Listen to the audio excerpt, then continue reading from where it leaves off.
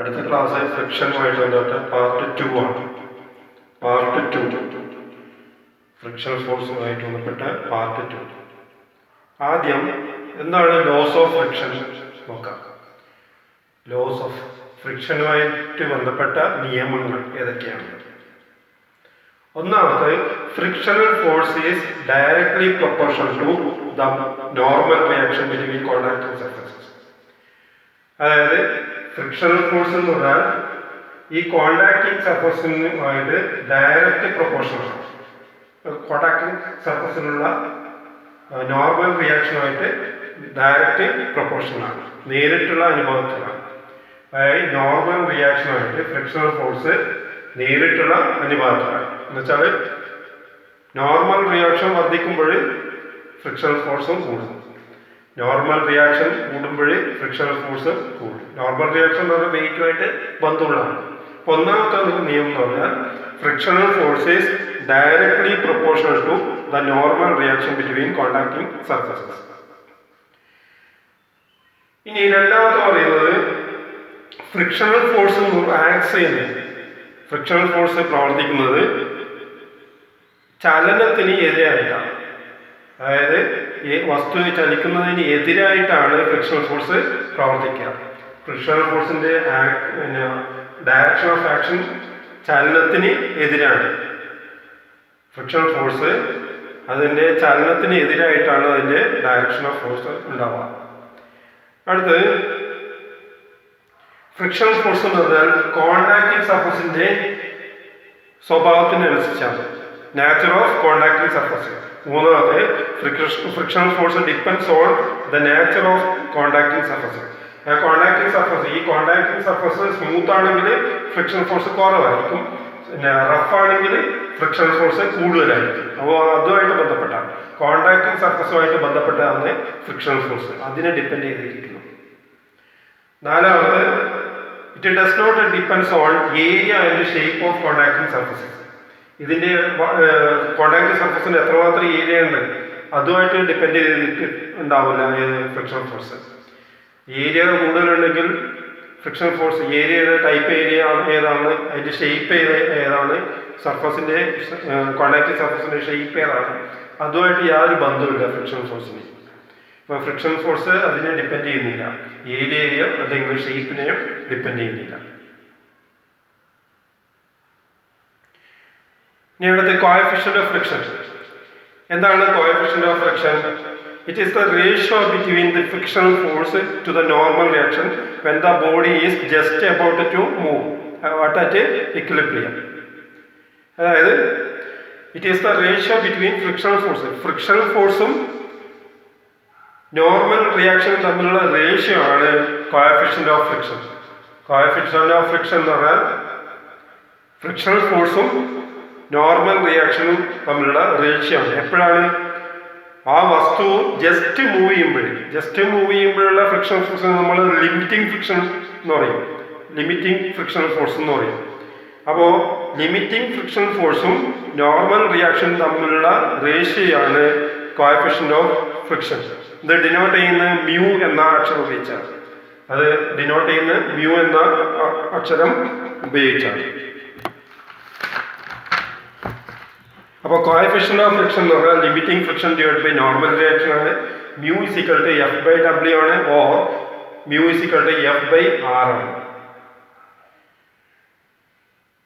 ഇനി എന്താണ് angle of friction? Angle of friction എന്ന് പറഞ്ഞാൽ നമുക്കറിയാം ഫ്രിക്ഷണൽ ഫോഴ്സ് ഇങ്ങോട്ട് ആക്ട് ചെയ്യുന്നു, നോർമൽ റിയാക്ഷൻ മേൽപോട്ട് ആക്ട് ചെയ്യുന്നു.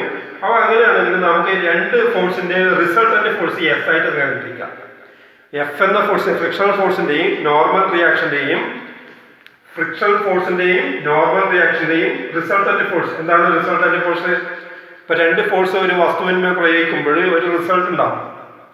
ഒരു രണ്ട് ഫോഴ്സ് ഉപയോഗിച്ചിട്ട് ഒരു മേശയെ തള്ളിയിടുന്ന വയ്ക്കാം, അത് തെക്ക് ഭാഗത്തേക്ക് നീങ്ങുന്ന 1 മീറ്റർ ദൂരത്തേക്ക് മാറുന്നു വയ്ക്കാം.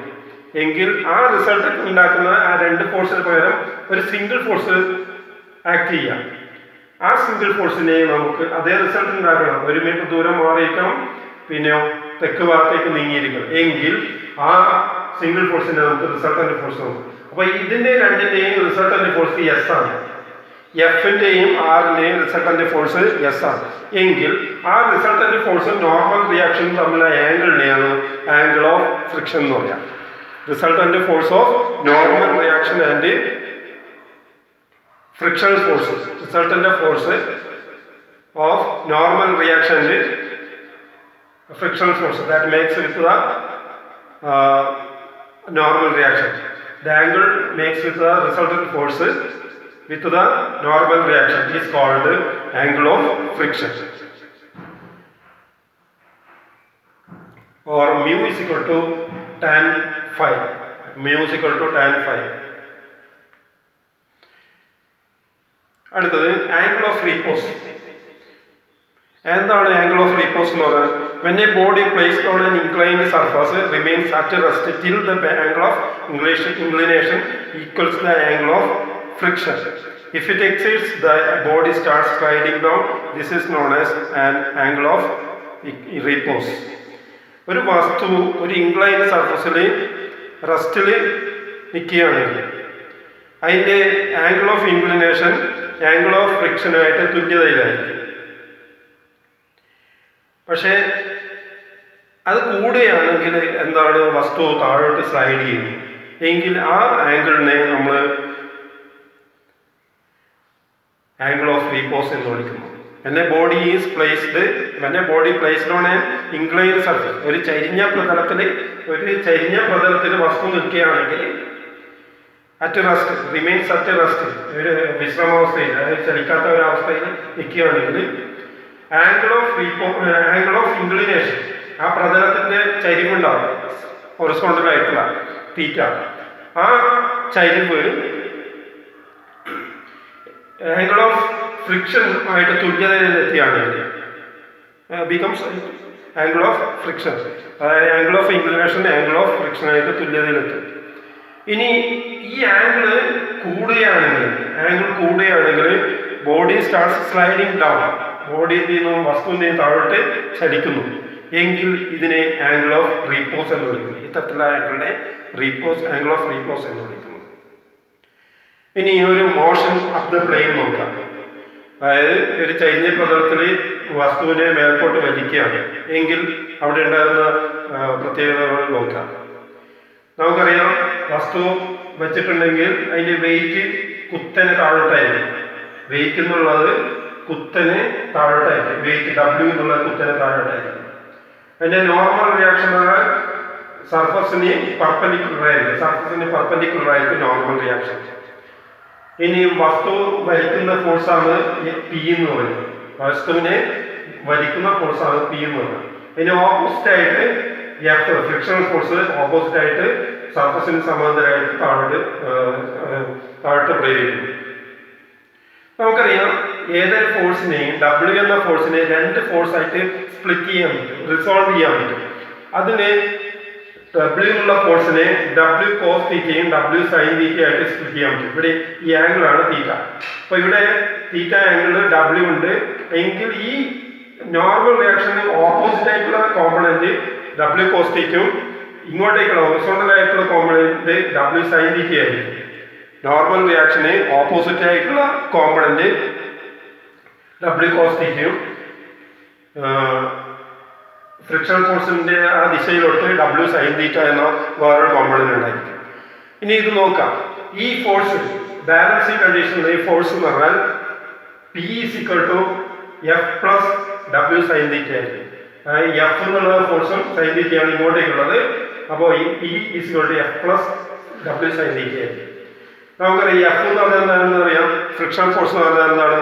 Friction force by normal reaction equal to mu. അപ്പോൾ ഫ്രിക്ഷൻ ഫോഴ്സ് എന്ന് പറഞ്ഞാൽ മ്യൂ ആർ ആയിരിക്കും. അപ്പോൾ mu R plus W sin theta. നമുക്കറിയാം മ്യൂ എന്ന് പറഞ്ഞാൽ അറിയാം ടാൻ ഫൈ ആണ്. മ്യൂ എന്ന് പറഞ്ഞാൽ ടാൻ ഫൈ ആണ്. അപ്പോൾ ടാൻ ഫൈ മ്യൂവിൻ്റെ സ്ഥാനത്ത് ടാൻ ഫൈ കൊടുത്തിരിക്കുന്നു. ആർ എന്ന് പറഞ്ഞാൽ അറിയാം. ആർ എന്ന് പറഞ്ഞാൽ നോർമൽ റിയാക്ഷൻ എന്ന് പറഞ്ഞാൽ ഈ W cos തീറ്റയ്ക്ക് തുല്യമാണ്. ആർ എന്ന് പറഞ്ഞാൽ W cos തീറ്റയ്ക്ക് തുല്യമാണ്. അപ്പോൾ tan phi W cos theta plus ഇവിടെയുള്ള W sin തീറ്റ. ഇനി ടാൻ ഫൈ എന്ന് പറഞ്ഞാൽ സൈൻ തീറ്റ ബൈ കോസ് തീറ്റയാണ് ടാൻ തീറ്റ. അപ്പോൾ tan phi എന്ന് പറഞ്ഞാൽ sin phi divided by cos theta, w cos theta, w sin theta plus w sin theta. ഇനി എന്ത് ചെയ്യാം? ഈ ഛേദം നമുക്ക് പൊതുവായിട്ട് എഴുതാം. 1/2 പ്ലസ് 3 ഉണ്ടെന്നുണ്ടെങ്കിൽ ഈ 2 കൊണ്ട് 3 ഗുണിച്ചിട്ട് നമുക്കത് പിന്നെ കോമൺ ഛേദമായിട്ട് എഴുതാൻ പറ്റും. അപ്പോൾ w cos theta sin theta plus w cos phi sin theta all by cos phi equal to, ഇനി ഇതെന്ത് ചെയ്യുക? w പുറത്തേക്ക് എടുക്കാം. ഇത് sin phi cos theta plus cos phi sin theta. നമുക്കറിയാം sin a plus b equal to sin a cos b plus cos a sin b ആണ്. അങ്ങനെ ചെയ്യുമ്പോൾ sin a പ്ലസ് b എന്നുള്ളത് sin phi plus theta, w sin phi plus theta divided by cos theta എന്ന് കിട്ടും. ഇതാണ് p is equal to w sin phi plus theta by cos phi ആണ് എന്താണ് നമ്മൾ പ്രയോഗിക്കുന്ന ബലം. ഇത് അപ്വാർഡ് മോഷനുമായിട്ട് ബന്ധപ്പെട്ട ഇക്വേഷൻ.